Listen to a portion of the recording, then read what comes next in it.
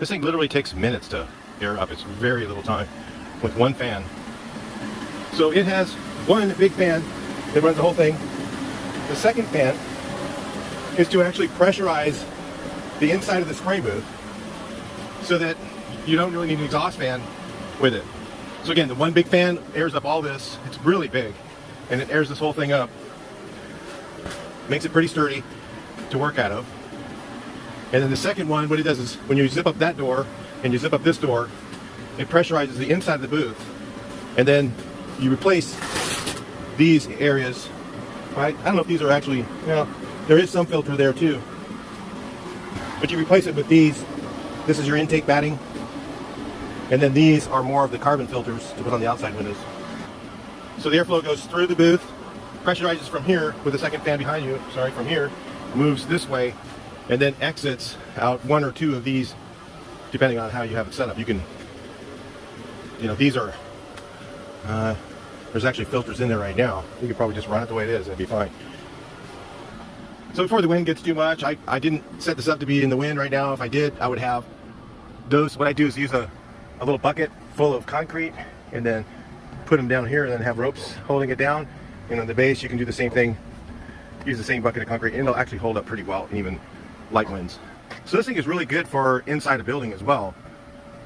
All you do is you take this cage and set it up, put that boot on. That's a big boot that goes on there. And then that filter, those go on one of the sides here with Velcro. There's like a Velcro strip on here. So you can either pull this one off, okay, and you replace it with that boot.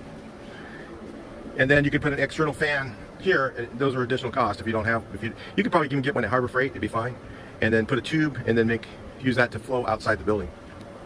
So this one here's set up really nice. I mean, this is like, it's got all the boxes checked for buying one of these. A lot of them have half of the boxes checked, and this one has pretty much all of them. Let's look at them all. One thing you'll find on these is they have a really cheap zipper on a lot of them. This one has a pretty sturdy zipper. However, if I was pulling cars over, I'd lay like a drop cloth down over here to keep that from getting ruined. It does have a furling area for the door. The door rolls off to the side. A lot of them roll upward, and that's no good. It's better if it goes to the side, because then you get a taller vehicle through. It has a really good amount of area to paint in. A lot of them, they're too narrow. They say on them 13 feet, but that's the outside diameter. Like this one says 15 feet. That's the outside diameter. Let's look at the inside measurements. So the length of it is a little over 22 feet, 22'6". And the width, the usable width from the inside is, I think it's 12 feet.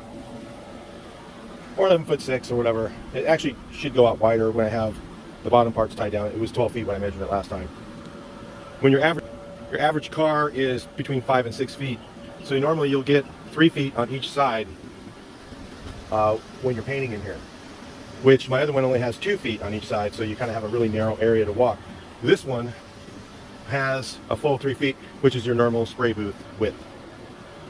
Some things I noticed is they use a really good sturdy thread, like this is probably 138, or really thick thread. And they have on the back side of this, they have that PVC, the rubberized material, to kind of strengthen up where the straps are and where the tie down areas are. It has a really large window.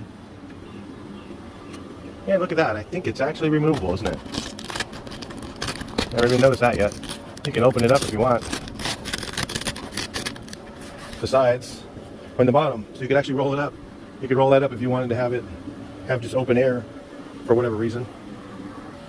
One of the other things that you'll have on this one that a lot of them don't have is you have an area, you have a man door. And the important part about having a man door is trying to go in and out of this is a real pain. My other booth doesn't have a man door on it, but going in and out of the man doors is pretty nice. And then you have an isolated man door from here, so it's not that hard to do. You also have a place in here to mix your paint. So you can mix your paint right over here and not have to go in and out the door the whole time. You can wait till you're done with the project you're doing. Look at the size of that van. That's huge. My other ones are like this one.